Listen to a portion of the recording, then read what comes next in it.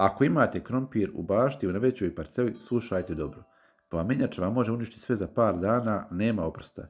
Ljudi godinama gube sav trud jer kasno reaguju ili prskaju na slijepo, a ja ću vam danas reći 5 konkretnih stvari koje morate uraditi i to organski i bez hemije da spasite krompir i sačuvate zdravlje. Prva stvar je pravovremena preventiva.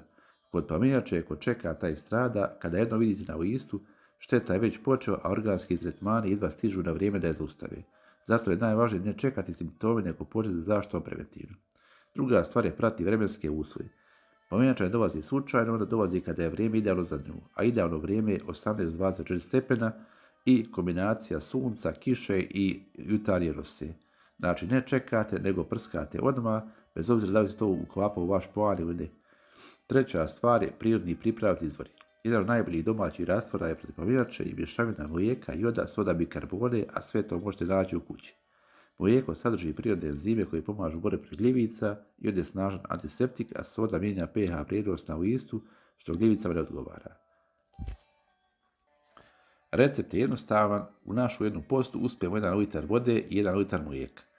Nakon toga usutit ćemo 2 kašike soda bikarbone, za koju smo rekli da je odlična i da će zaustaviti plamenjaču našeg krompira.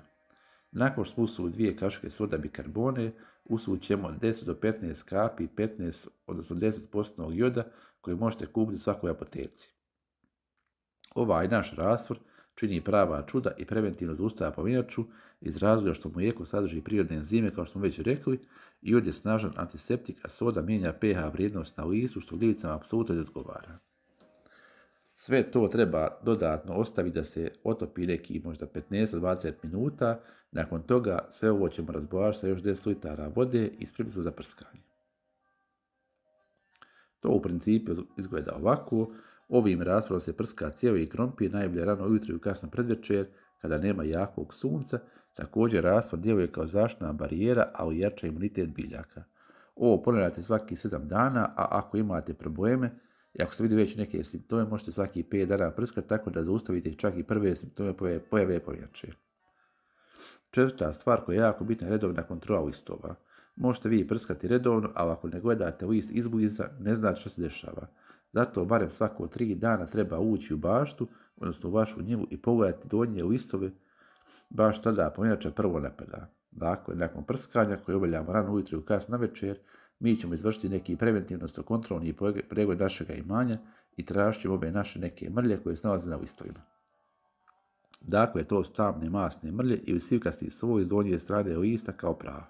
Ako to vidite, to znači da je bolest već krenuo i nema čekanja. Odmah uklonite te listove ili prskajte ponovo. Ne bacajte te listove blizu, odnesite ih van parcele ili čak spalite. Pregled može trajati 5 do 10 minuta, a može vam spasiti cijelu sezonu. Zato nemojte samo čekati, možda čak možete se čučnuti, dignite list, pogledajte donju stranu, biljka vam ne može reći da je boli, ali vi morate znati. Peta stvar je podizanje otpornosti biljke.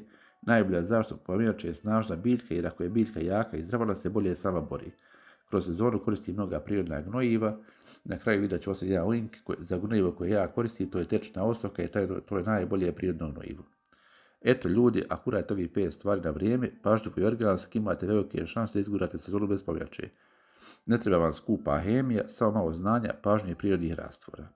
Plamenjača je ozbiljna, ali nije nepobjediva bolest, ali traži ozbiljnost i da propusti gotovo. Ako vam se video svidio, podijelite ga sa vašim prijateljima i vidimo se u sljedećem videu.